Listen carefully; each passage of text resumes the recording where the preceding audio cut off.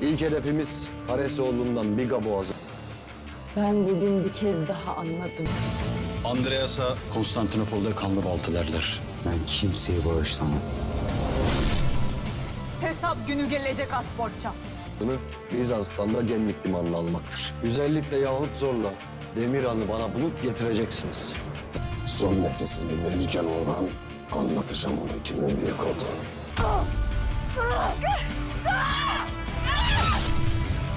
Emirhan'ın Bursa'ya getirilmemesi için ne gerekirse yapacağız.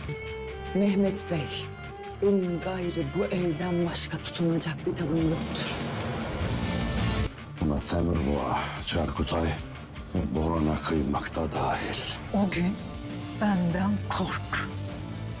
Orhan tuzağıma düştüğünde sen de böyle oturup izleyeceksin.